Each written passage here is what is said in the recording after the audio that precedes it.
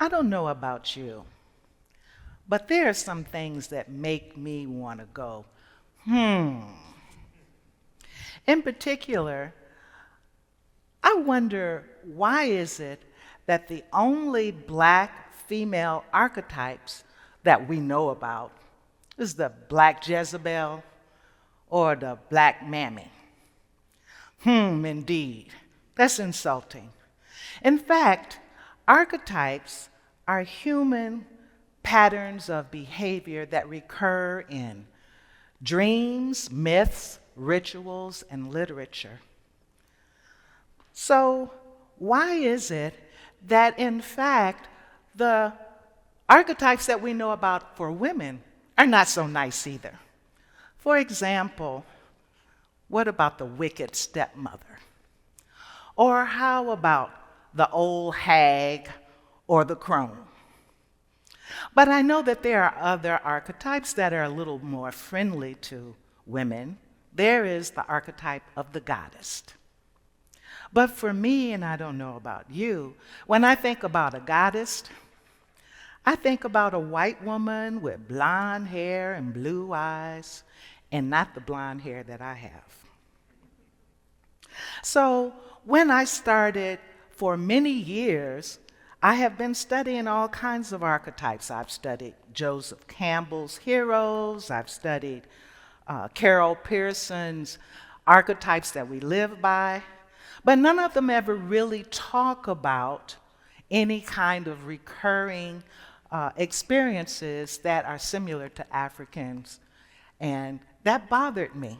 So that's why it was very interesting to me, and I was really happy when I read a black literary critic by the name of Carla Holloway, who said that there was an African goddess, ancestress, that was a metaphorical literary guide for women's literature. Now, that was very exciting to me, in fact, because I had been studying such a deity in Ghana, West Africa, by the name of Nana Esi.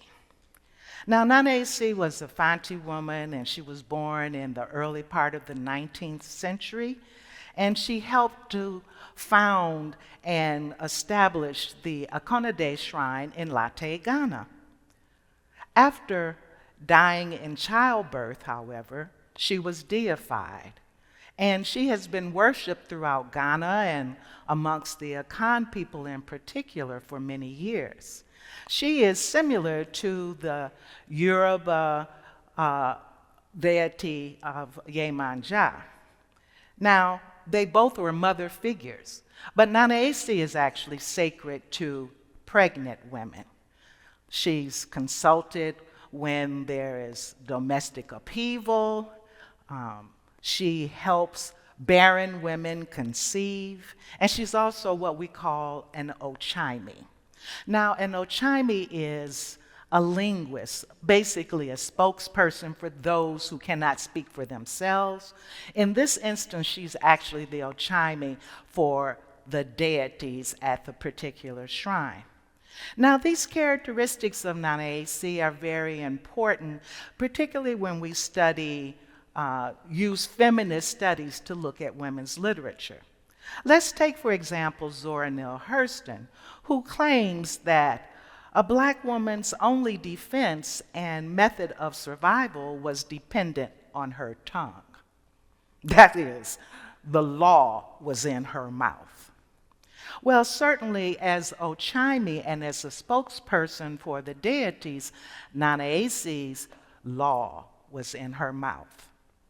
And because she was childless in a society that privileged women that had children, she took on the role of a community mother. We find that there are Africana women's literature, and when I say Africana, I'm referring to the African diaspora. And these Africana women writers often have some sort of character that resembles Nana Esi. Let's take, for example, Gloria Naylor. Gloria Naylor wrote a book called Mama Day. The main character in that book was Mama Day. Mama Day was a midwife, and she delivered nearly all of the children on the entire island. She never had any children of her own. She never even married. But she was elevated and praised, and she was actually the community doctor. She even, like Nana Esi, who was a peacemaker, was looking for peace. In this case, the peace that she was looking for was her deceased sister.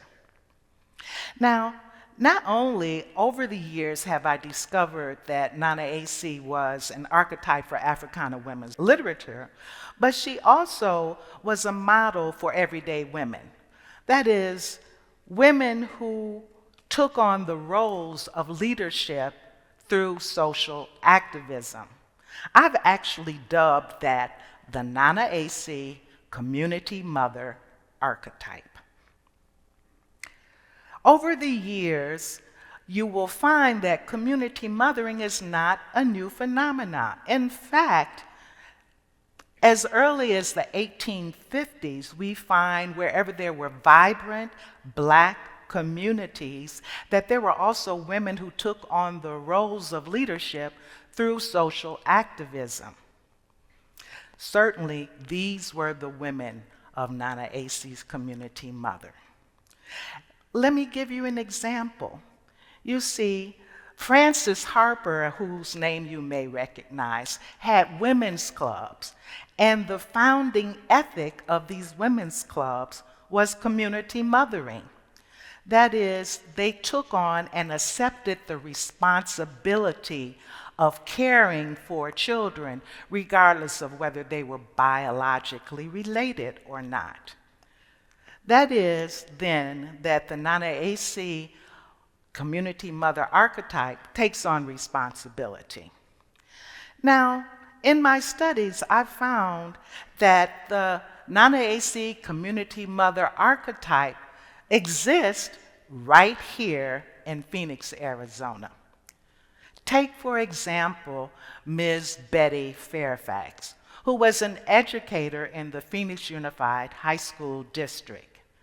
Miss Betty came here in 1950 as a physical education coach and as a teacher.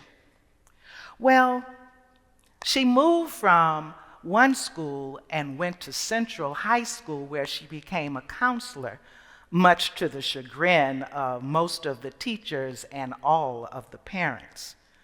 After many years, though, she really established herself, and she was the one who instituted, for example, home visits, which was very important. And in fact, by the time that she retired at the age of 90, they built a school and named it for her. It's the Betty Fairfax High School right here in Laveen, Arizona. Well, Miss Betty also had, her name was Jean Fairfax, and Betty and Jean came together and they created a fund in 1987 to support the children at Bethune Elementary School. In fact, they supported them by committing $1,000 a year for 4 years if they graduated from high school and went to college. Of course, Miss Jean Fairfax was no slouch herself.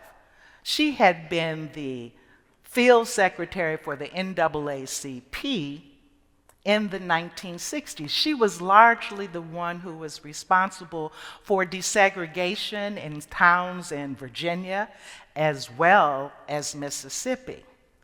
Those women, neither of them ever had any children of their own, but they accepted the community as their wards in the tradition of the Nanaisi community archetype. You see, there's another woman I'd like to share with you, and her name is Judge Jean Williams. Now, Judge Jean came to Arizona in 1970 from Chicago, where she had been the legal defender for Dick Gregory. And they used to travel all over the country, and just before the rally would begin, she would do these short workshops on constitutional law. So you can quite imagine that when she moved to Arizona and she took the bar and they said she didn't pass the bar because of constitutional law, she took action. She petitioned, and what do you think? They found out, oh, sorry, yes, you did pass the bar. Well, shortly after that, one of her Caucasian friends asked her, Jean, how would you like to be a judge? And in Jean's very typical response, she said, I don't know what you're smoking, but you better stop it. Because if they didn't want a black woman lawyer, they certainly don't want a black woman judge. She sat on the bench for 20 years and she spoke for the voiceless.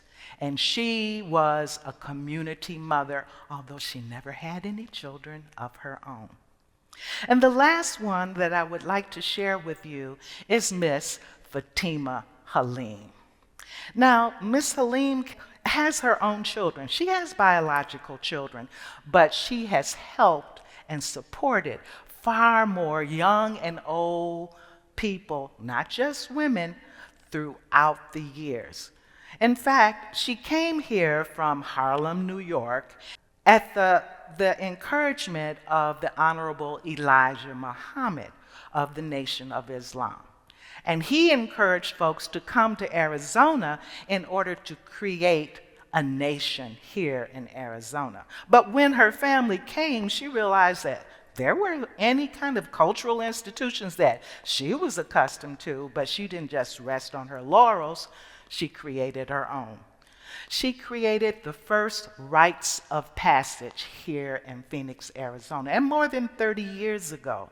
And even today, this is a very popular and powerful organization, an institution, in fact, where she has worked with African American girls and then later Mexican American girls and also African American boys.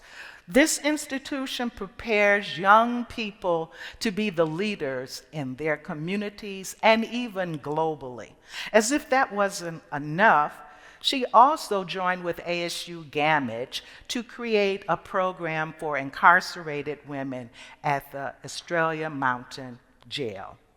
This program was called Journey Home, and in this program, she was able to use visual arts, performing arts, storytelling, and creative writing to help these women realize themselves, to become self-actualized. These very same women, and in this program, in fact, the recidivism rate of these women who were in this program is over 90%. So now we have Fatima Halim and all of these other women. One of the things that is most powerful about them as community mothers is that they were not only leaders, but they fostered leadership amongst those that they helped. In the tradition of our ancestors, where they cared for, they spoke for, and they took action on behalf of those who could not do it on their own. So their message and mine is to take responsibility.